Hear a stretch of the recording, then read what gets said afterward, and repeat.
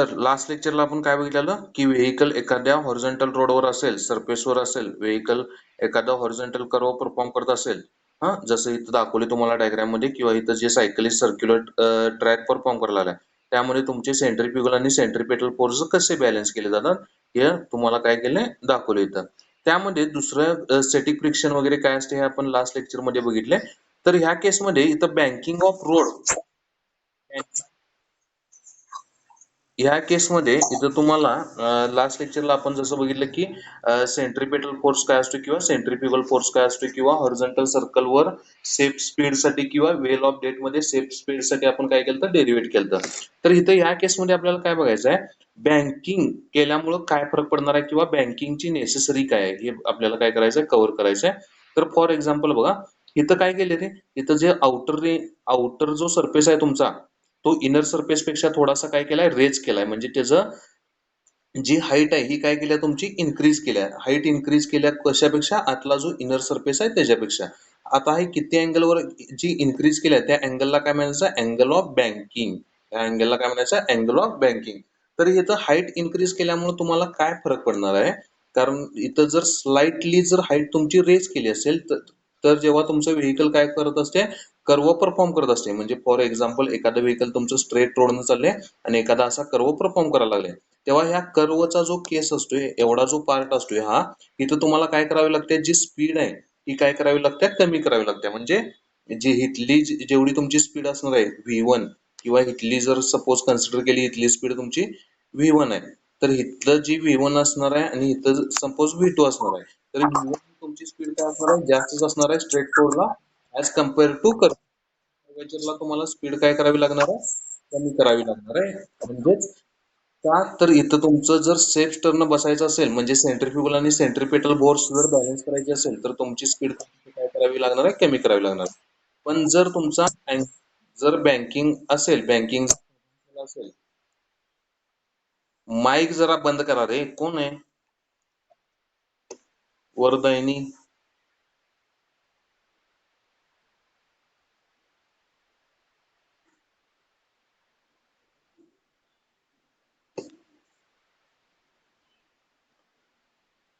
एखादं तुमचं व्हेकल इथं कर्वेचर जर परफॉर्म करत असेल तर इथं तुम्हाला व्हेलॉसिटी काय करावी लागते, कमी करावी लागते. But if we do banking, म्हणजेच इथं जर आउटर एज तुमची जर राईज केली असेल कशापेक्षा, इनर एज पेक्षा, तर तिथं तुमचं जे स्टॅटिक फ्रिक्शन आहे काय होते, इन्क्रीज होते. स्टॅटिक फ्रिक्शन इन्क्रीज झाल्यामुळे तुमचा सेंट्रीपेटल आणि सेंट्रीफ्युगल फोर्स हे दोन्ही काय होतात, बॅलन्स होतात. सेंट्रीपेटल फोर्स हा कशामुळे प्रोव्हाइड होतोय, सेंट्रीपेटल फोर्स इथं जो टुवर्ड्स द सेंटर असतोय हा कशामुळे प्रोव्हाइड होतोय, तर टुवर्ड्स द सेंटर असणारा हा सेंट्रीपेटल फोर्स त्या व्हेकलचं जे फ्रिक्शन आहे, म्हणजे टायर आणि त्या रोड मधलं जे फ्रिक्शन आहे त्याच्यामुळे तो सेंट्रीपेटल फोर्स प्रोव्हाइड होतोय. आणि इकडचा बाहेरचा जो सेंट्रीफ्युगल फोर्स आहे हा कशामुळे प्रोव्हाइड होतोय, त्या व्हेकलच्या असणाऱ्या मोशनमुळे, त्या व्हेकलच्या असणाऱ्या स्पीडमुळे प्रोव्हाइड होतोय. समजा स्पीड जर इन्क्रीज झाली तर तुमचा सेंट्रीफ्युगल फोर्स काय होणार आहे, इन्क्रीज होणार आहे. आणि हा सेंट्रीफ्युगल फोर्स इन्क्रीज झाला तर ते व्हेकल आउटर एज मधून काय जाणार आहे, बाहेर जाणार आहे. पण जर समजा सेंट्रीपेटल फोर्स इन्क्रीज झाला, म्हणजे स्टॅटिक फ्रिक्शन जर इन्क्रीज झालं, शक्यतो असं होत नाही, पण त्यावेळी तुमचं व्हेकल कुठे येणार आहे, सेंटरकडे येणार आहे. म्हणजेच तुमचा सेफ कर्वेचर जर सेफ टर्न परफॉर्म करायचं असेल तर तुमच्या व्हेकलची जी व्हेलॉसिटी ही काय असली पाहिजे, बॅलन्स असली पाहिजे. म्हणजे त्यामध्ये दोन्ही केसेसमध्ये सेंट्रीपेटल आणि सेंट्रीफ्युगल फोर्सेस तुमचे काय झाले पाहिजे, बॅलन्स झाले पाहिजे.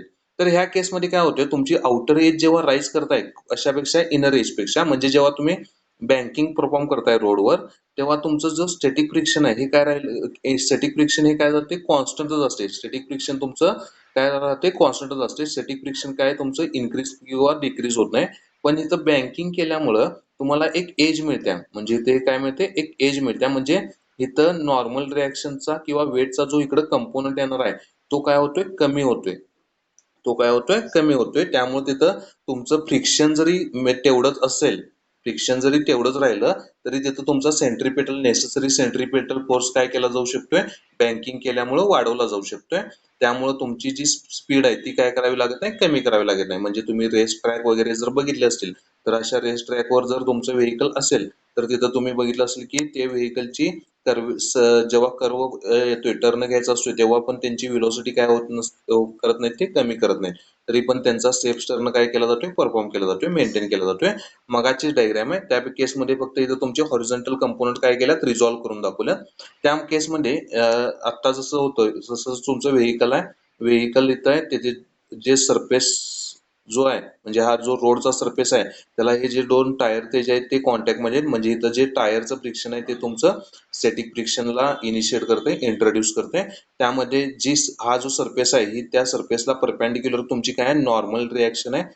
ही नॉर्मल रिॲक्शन हे तुमचं वेट हे ह्या ग्राउंडला काय असणार आहे, परपेंडिक्युलर असणार आहे. म्हणजे weight is always towards the centre of earth. म्हणजे वेटची डायरेक्शन तुमची mg ची कुठं असणार आहे, टुवर्ड्स द सेंटर. त्यानंतर इथं दोन कंपोनंट हे जे रिझॉल्व्ह केल्यात नॉर्मलचे, म्हणजे एक तुमचा कंपोनंट हॉरिझॉन्टल कंपोनंट आहे एन कॉस थिटा आणि व्हर्टिकल कंपोनंट आहे तो एन साइन थिटा. आता हे जे कंपोनंट आहेत ते कसे रिझॉल्व्ह करायचे माहिती आहे. समजा एक्स वाय ऍक्सिस असेल तुमचा, हा एक्स आहे आणि हा वाय आहे. त्या केसमध्ये इथं तुमची समजा नॉर्मल असेल, इथं तुमची ही नॉर्मल असेल, तर ह्या केसमध्ये तुम्हाला हॉरिझॉन्टल आणि व्हर्टिकल कंपोनंट माहिती आहेत कसे रिझॉल्व्ह करायचे. हा अँगल थिटा, इथून एक परपेंडिक्युलर टाकला असा, इथं एक्स कंपोनंट आणि इथं तुमचा काय वाय कंपोनंट आहे. तर एक्स आणि वाय कंपोनंट आहे तिथं. त्या केसमध्ये इथं तुम्हाला एक्स इज इक्वल टू किंवा वाय इज इक्वल टू किंवा अँगल जर थिटा पुट केला, अँगल थिटा काय असतोय, कॉस थिटा आणि कॉस थिटा घेतला, कॉस थिटा काय असतोय, cos theta is equal to adjacent side upon hypotenuse. Adjacent side आपण काय असते, हायपोटेनस. मग इथे ऍडजसंट साइड कोणती आहे तुमची, एक्स आहे आणि हायपोटेनस कोण आहे, नॉर्मल आहे. म्हणजे तुमचा जो कॉस थिटाचा कंपोनंट येणार आहे तो काय येणार आहे, तो काय येणार आहे, एन इज इक्वल टू जो कॉस थिटाचा कंपोनंट असणार आहे तो काय येणार आहे, अरे काय येणार आहे कॉस थिटाचा कंपोनंट, काय आलता आता, cos theta is equal to adjacent side कोणते आहे, एक्स आणि हायपोटेनस काय आहे, नॉर्मल आहे. म्हणजे एक्स ची व्हॅल्यू काय आली तुमची, एक्स म्हणजे हॉरिझॉन्टल कंपोनंट काय आला तुमचा, एन कॉस थिटा आला. हॉरिझॉन्टल कंपोनंट काय आला तुमचा, एन कॉस थिटा आला. तसाच तुमचा व्हर्टिकल कंपोनंट काय येणार आहे, साइन थिटा काय असतोय, साइन थिटा काय असतोय, opposite side upon hypotenuse. Opposite side कोणत्या इथं, अपोजिट साइड कोणत्या आहे, वाय आहे आणि हायपोटेनस कोण आहे, नॉर्मल आहे. म्हणजे इथं एन इकडं आलं तर वाय ची व्हॅल्यू काय झाली, वाय जो कंपोनंट आहे तुमचा व्हर्टिकल कंपोनंट त्याची व्हॅल्यू काय झाली, y is equal to n sine theta. येतं लक्षात. म्हणजेच तुमचा इथं जो थिटा ऍडजसंट जो असतोय, जो थिटा तुमचा ऍडजसंट साइडला जे असतोय तो तुमचा हॉरिझॉन्टल कंपोनंट होतोय आणि दुसरा राहिलेला कंपोनंट काय होतोय, व्हर्टिकल कंपोनंट होतोय. म्हणजे त्या केसमध्ये तुमचं एक इक्वेशन काय आलं, horizontal component n cos theta आला आणि vertical component n sine theta आला. येतं लक्षात. म्हणजे या व्हेकलवर किती फोर्सेस ऍक्ट व्हायला लागल्यात, दोन फोर्सेस ऍक्ट व्हायला लागल्यात. एक वेट आहे ते तुमचं कुठल्या डिरेक्शन आहे, डाऊनवर्ड डिरेक्शन आहे. आणि नॉर्मल रिएक्शन ही तुमची काय आहे, अपवर्ड डिरेक्शन आहे. नॉर्मल रिएक्शन कुठे आहे, अपवर्ड डिरेक्शन ना. म्हणजेच इथं दोन इक्वेशन तुमची मिळतात. एक पहिले इक्वेशन इथं एन कॉस थिटाचा जो कंपोनंट आहे ते कोण बॅलन्स करायला लागले, खाली वेट mg बॅलन्स करायला लागले. आणि इथं तुमचा एन साइन थिटाचा जो कंपोनंट आहे तो कोणता फोर्स बॅलन्स करायला लागलाय, सेंट्रीपेटल फोर्सला किंवा सेंट्रीफ्युगल फोर्सला बॅलन्स करायला लागलाय. याचा अर्थ त्याची मॅग्निट्यूड ही कुणाच्या इक्वल असणार आहे, सेंट्रीपेटल फोर्सच्या इक्वल असणार आहे किंवा सेंट्रीफ्युगल फोर्सच्या इक्वल असणार आहे. जर vehicle balanced circular motion perform करत असेल, बॅलन्स्ड म्हणजे ते त्या कर्वला मेंटेन करत असेल, सर्क्युलर पाथला जर मेंटेन करत असेल, तर दोन्ही फोर्सेसची व्हॅल्यू म्हणजे सेंट्रीपेटल आणि सेंट्रीफ्युगल फोर्सेसची जी मॅग्निट्यूड आहे ही काय असते, सेमच असते. बरोबर. म्हणजे ती किती असते, एक तर तुम्ही एम आर ओमेगा स्क्वेअर देऊ शकताय, एक तर ती मॅग्निट्यूड तुम्ही काय देऊ शकताय, एम आर ओमेगा स्क्वेअर देऊ शकताय, किंवा एक तर ती मॅग्निट्यूड तुम्ही काय देऊ शकताय, जशी m v square divided by r. V म्हणजे लिनियर स्पीड, आर म्हणजे इथं रेडियस तुमची सेंटर पासून जी आहे व्हेकलची रेडियस, आणि एम म्हणजे मास ऑफ द व्हेकल. म्हणजे पहिलं इक्वेशन काय आलं, एन कॉस थिटा हा कोण बॅलन्स केला, mg ने बॅलन्स केलाय. आणि दुसरं इक्वेशन काय आलं, एन साइन थिटा हा कोणी बॅलन्स केला, m v square divided by r ने बॅलन्स केलाय. आलं लक्षात. दोन इक्वेशन डिवाइड केली, डिवाइड 2/1 कारण हा वरचा साईनचा कंपोनंट आणि हा काय कॉसचा कंपोनंट. 2 मध्ये इक्वेशन मध्ये साईनचा कंपोनंट आलाय, त्यामुळे साईन आपण जर कॉस केलं तर आपल्याला एक व्हॅल्यू काय मिळते, टॅनची मिळते. म्हणजेच इथं टॅन थिटा काय आला तुमचा v square divided by r g, कारण एम आणि एम जे मास आणि मास न्यूमरेटर डिनोमिनेटर मध्ये काय झालं, कॅन्सल झालं. मग जर थिटा टॅन इथं लेफ्ट साइडला आहे, तो काय आला राईट साइडला आला, तर काय झालं तुमचं equation, theta is equal to tan inverse v square divided by r g. याचा अर्थ तुमचं व्ही ची इथं हा तुमचा अँगल ऑफ बँकिंग काय झाला, theta is equal to tan inverse v square divided by r g. याचा अर्थ तुमचं व्ही, जर हेच इक्वेशन व्ही साठी सॉल्व्ह केलं तर काय येणार तुमचं, आर जी इथं डिवाइड आहे तिकडे मल्टिप्लाय झालं, दोन्हीकडे स्क्वेअर रूट घेतलं, याचा अर्थ व्ही काय झालं, आर जी टॅन थिटा आलं. व्ही काय झालं तुमचा, आर जी टॅन थिटा आला. आता यावरून असं लक्षात येते, जर तुमची थिटाची व्हॅल्यू वाढली म्हणजे बँकिंगची व्हॅल्यू वाढली, तर तुमची जी सेफ स्पीड आहे म्हणजे v is equal to R G tan theta, ती पण काय होणार आहे, इन्क्रीज होणार आहे. कारण का, हे जी सेफ स्पीड आहे ही डायरेक्टली प्रोपोर्शनल कोणाला आहे, तुमचा जो अँगल थिटा आहे, ही जी सेफ स्पीड आहे ती तुमची डायरेक्टली प्रोपोर्शनल कोणाला आहे, अँगल थिटाला काय आहे, डायरेक्टली प्रोपोर्शनल आहे. थिटा जसा इन्क्रीज करतोय आपण, तशी सेफ स्पीड काय होणार आहे, वाढणार आहे. कारण का, तर इथं जे आर असणार आहे, रेडियस, सर्क्युलर ट्रॅकची रेडियस जी असणार आहे ती काय असणार आहे, ही हा जो सर्क्युलर ट्रॅक आहे तुमची, त्याच्या रेडियस काय असणार आहे, कॉन्स्टंट असणार आहे. आणि रेडियस कॉन्स्टंट असणारच आहे. तसंच इथं जे जी आहे, ग्रॅव्हिटेशनल ऍक्सिलरेशन, जी ची व्हॅल्यू पण ती किती असणार आहे, 9.81 किंवा 10 असं आपण कॅल्क्युलेशन मध्ये घेतोय. तर ती पण ती काय असणार आहे, कॉन्स्टंटच असणार आहे. येतं लक्षात. म्हणजेच ओव्हरऑल तुमचा जो सेफ स्पीड आहे, त्या व्हेकलची जी सेफ स्पीड आहे ही कशावर डिपेंड आहे, तुमचं जे व्हेकलचं जो ज्या रोडवरनं ते सर्क्युलर मोशन किंवा कर्व परफॉर्म करायला लागले, त्या रोडचा जो अँगल ऑफ बँकिंग जो आहे थिटा, त्याच्यावर काय आहे, व्हेकलची तुमची सेफ स्पीड डिपेंड आहे. येतं लक्षात. येतं लक्षात. तर ह्या केसमध्ये तुमचे एक मोस्ट सेफ स्पीड मगाची डायग्राम आहे, फक्त तिथं फोर्सेस काय केल्यात रिझॉल्व्ह करून कसे दाखवल्यात बघा, मगाच सारखंच दाखवले. इथं फक्त तुमचा नॉर्मलचा कंपोनंट हा कोणता झाला, एन कॉस थिटा झाला, आणि हा कोणता झाला, एन साइन थिटा झाला. ही तुमची नॉर्मल झाली. त्यानंतर तुमचा वेटचा जो हा कंपोनंट आहे तो काय आहे, एम जी. वेटचा जो हा कंपोनंट आहे तो काय आहे, एम जी. त्यानंतर जे स्टॅटिक फ्रिक्शन आहे हे कुठं ओढत असणार आहे, त्याला स्टॅटिक फ्रिक्शन म्हणजे हे व्हेकल कुठे येत असणार आहे, खाली. म्हणजे थोडक्यात खाली हे रोलिंग होत असणार आहे, खाली काय होत असणार आहे, असं जर एखादी वस्तू ठेवली, ऑब्जेक्ट ठेवलं, तर ते खाली काय असणार आहे, स्लायडिंग होत असणार आहे. पण ह्याचं स्लायडिंग होऊ नये यासाठी इथं जे टायर आणि सरफेस आहे ह्यामध्ये फ्रिक्शनल फोर्स जो असणार आहे, तो फ्रिक्शनल फोर्स हा एफ एस म्हणजे स्टॅटिक फ्रिक्शन हा त्याला अपोज करणार आहे. मग हा स्टॅटिक फ्रिक्शनचा फोर्स कोणत्या डायरेक्शन नाही, ह्या डायरेक्शन आहे. स्टॅटिक फ्रिक्शनचा फोर्स हा इकडच्या कॉर्नरच्या ह्या डायरेक्शनला आहे. म्हणजेच इथं डायरेक्शन दाखवल्या. म्हणजेच इथं जो थिटा आहे तुमचा, हा हॉरिझॉन्टल बरोबर थिटा, हा ऍडजस्टंट साइड म्हणजेच जो हॉरिझॉन्टल कंपोनंट आहे तो तुमचा कोणता झाला, एफ एस कॉस थिटा. आणि जो व्हर्टिकल कंपोनंट आहे तो काय होणार आहे, एफ एस साइन थिटा. म्हणजे इथं स्टॅटिक फ्रिक्शन पण स्टॅटिक फ्रिक्शनचे दोन फोर्सेस पण काय करून दाखवल्यात, रिझॉल्व्ह करून दाखवल्यात. म्हणजेच इथं एन साइन थिटा जो नॉर्मलचा जो कंपोनंट आहे एन साइन थिटा, तो इथं कोण बॅलन्स करायला लागले, स्टॅटिक फ्रिक्शनचा एफ एस कॉस थिटा हा जो कंपोनंट आहे तो बॅलन्स करायला लागलाय. नॉर्मलचा इथला कंपोनंट जो कोण बॅलन्स करायला लागले, स्टॅटिक फ्रिक्शनचा जो कंपोनंट आहे तो काय करायला लागलाय, बॅलन्स करायला लागलाय. तीच फिगर आहे, काय ह्यात डिफरंट नाहीये. इथं जर तुमचं इक्वेशन मग चालतं ते कशासाठी आलतं, मोस्ट सेफ स्पीड साठी आलतं. The equation V is equal to R G tan theta gives us value of the most safe speed on any round or not minimum maximum speed. म्हणजे ही व्हॅल्यू कशासाठी आहे, सेफ स्पीड साठी आहे. एक minimum पण नाही, मॅक्झिमम पण नाही, सेफ स्पीड परफॉर्म करण्यासाठी ही व्हॅल्यू आहे.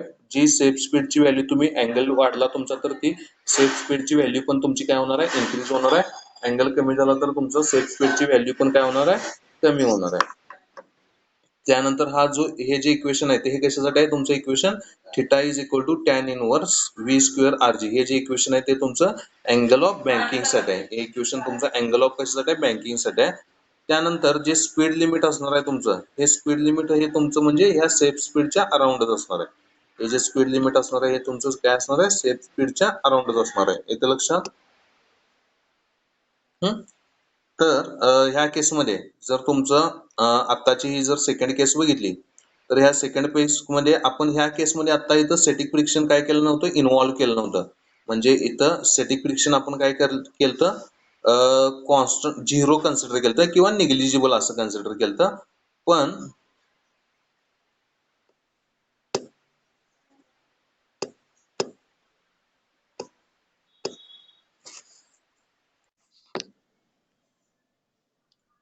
हे तर जे तुमचं स्टॅटिक फ्रिक्शन आहे हे आपण काय कन्सिडर केलं तर निग्लिजिबल कन्सिडर केलं तर किंवा झिरो कन्सिडर केलं तर, पण इथं तुमचं जे स्टॅटिक फ्रिक्शन आहे ते आपण काय केले कन्सिडर केले. हे स्टॅटिक फ्रिक्शन तुमच्या व्हेकलचे जे टायर्स आहेत किंवा हा जो रोड आहे ह्यांच्यामध्ये असणारं जे स्टॅटिक फ्रिक्शन आहे तुमचं, हे स्टॅटिक फ्रिक्शन आपण काय केले कन्सिडर केले. ते स्टॅटिक फ्रिक्शन कन्सिडर केल्यामुळं तुमची जी ह्याची व्हॅल्यू आहे सेफ स्पीडची व्हॅल्यू किंवा ह्याची व्हॅल्यू असणार आहे ही काय चेंज होणार आहे बघा. ही जी सेफ स्पीडची व्हॅल्यू आहे ही काय चेंज झाल्या बघा. बघा केस फर्स्ट म्हणजे जर स्टॅटिक फ्रिक्शन आपण कन्सिडर केलं हे तुमचं मॅक्झिमम स्पीड लिमिट असणार आहे. हे तुमचं काय असणार आहे मिनिमम किंवा मॅक्झिमम सेफ स्पीडसाठी रिलेशन आहे. फक्त जर स्टॅटिक फ्रिक्शन जर तुम्ही कन्सिडर केलं तर त्या केसमध्ये म्यूएस हा स्टॅटिक फ्रिक्शनचा कोइफिशियंट झाला. तर इथं मिनिमम व्हेलॉसिटी काय असणार आहे V minimum R G under root R G numerator मध्ये tan theta minus mu s mu s म्हणजे कोइफिशियंट ऑफ स्टॅटिक फ्रिक्शन आणि divided by 1 plus mu s tan theta. त्यानंतर तुमची मॅक्झिमम जी स्पीड असणार आहे म्हणजे V two is greater than R G tan theta. त्या केसमध्ये सेंट्रिपेटल फोर्स हा तुमचा काय असणार आहे एन साइन थिटाचा जो कंपोनंट आहे सॉरी सेंट्रिफ्युगल जो फोर्स असणार आहे तो एन साइन थिटाचा जो सेंटरकडचा जो कंपोनंट आहे त्याच्यापेक्षा काय असणार आहे जास्त असणार आहे. इथं जो सेंट्रिफ्युगल फोर्स होता तो तुमचा एन साइन थिटाचा जो कंपोनंट आहे तो कुठल्या डायरेक्शन आहे सेंटरच्या डायरेक्शन आहे. इथं जर बघितलं आता इथं एन साइन थिटाचा जो कंपोनंट आहे तुमचा हा कुठल्या डायरेक्शन आहे सेंटरच्या डायरेक्शन आहे. म्हणजे ह्याला बॅलन्स करणारा जो फोर्स आहे तो कोणता फोर्स आहे तुमचा सेंट्रिफ्युगल फोर्स. तर त्या केसमध्ये तुमचा जो सेंट्रिफ्युगल फोर्सचा जो कंपोनंट आहे हा कोणत्या डायरेक्शन सेंट्रिफ्युगल फोर्सचा जो कंपोनंट आहे हा एन साइन थिटापेक्षा काय लहान आहे. पण ह्या केसमध्ये तुमचा सेंट्रिफ्युगल फोर्सचा जो कंपोनंट आहे तो एन साइन थिटापेक्षा जास्त आहे. याचा अर्थ तुमची जी व्हेलॉसिटी ही पण काय आहे जास्त आहे. म्हणजे व्हेलॉसिटी जास्त झाली तरच तुमचा सेंट्रिफ्युगल फोर्स काय होतोय जास्त होतोय. व्हेलॉसिटी जर कमी असेल तर तुमचा सेंट्रिफ्युगल फोर्स पण काय होतोय कमी होते. म्हणजे मोशन आपण बघितले जर सर्क्युलर मोशन वाढलं त्याची जर स्पीड वाढली तर सेंट्रिफ्युगल फोर्स काय होते इन्क्रीज होते. मग ह्या केसमध्ये जर तुमची मिनिमम व्हेलॉसिटी जर बघितली तर ती काय त्या under root R G numerator मध्ये टॅन थिटा प्लस म्यूएस आणि डिनॉमिनेटर मध्ये 1 मायनस म्यूएस टॅन थिटा. येतं लक्षात येतं लक्षात. त्यामध्ये तुमचा जो म्यूएस आहे इथं काय केलं इथं ओव्हरऑल इक्वेशन तुमचं काय येणार आहे शेवटी v is equal to R G tan theta येणार आहे. हा मग इथं तुम्ही थिटाच्या डिफरंट व्हॅल्यूला तुम्ही काय करू शकताय थिटा 0 डिग्री असेल 45 डिग्री असेल 90 डिग्री असेल. हा म्हणजे 45 डिग्री थिटा हा 0 डिग्री काय असतोय झिरोच असतोय 45 हा 1 असतोय 90 काहीतरी इन्फिनिटी असतोय अनडिफाइनड असतोय. मग त्या केसमध्ये तुमची व्ही जी व्हेलॉसिटी आहे ही काय येणार आहे सेफ स्पीड काय येणार आहे तुमची येणार आहे तिथं प्रॅक्टिकली जर प्रूव्ह केलं तर तुम्ही इक्वेशन. येतं लक्षात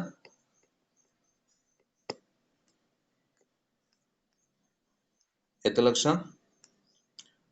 तर इन शॉर्ट तुमचं बँकिंग म्हणजे काय बँकिंग म्हणजे काय बँकिंग म्हणजे banking means raising of outer edge of roads over the inner edge. म्हणजे आउटर एज तुमची काय करायची इथं रेज करायची कुणापेक्षा इनर एज पेक्षा त्याला काय म्हणायचं बँकिंग म्हणायचं. व्हेकल ऑन बँकड रोड म्हणजे बँकिंगची काय गरज आहे तर बँकिंग केल्यामुळं तुमचं जे टायरचं वेअर अँड टिअर होणार आहे म्हणजे टायरचं इथं रोड बरोबर जे फ्रिक्शन असणार आहे हे फ्रिक्शन काय केलं जाऊ शकते कमी केलं जाऊ शकते. हे तर पहिलं बेनिफिट झालं. त्यानंतर तुमचं बँकिंग केल्यामुळं तुमची जी सेफ स्पीड आहे किंवा जी व्हर्टिकल स्ट्रेट लाईन मध्ये जी स्पीड आहे तीच तुमची कर्ववर स्पीड काय करू शकता तुम्ही मेंटेन करू शकताय. म्हणजे त्यामध्ये तुम्हाला स्पीड काय करावी लागत नाही कमी करावी लागत नाही. त्यामुळे तुमचं जे ऍक्सिडेंट वगैरे जे आहेत हे काय होऊ शकतात कमी होऊ शकतात.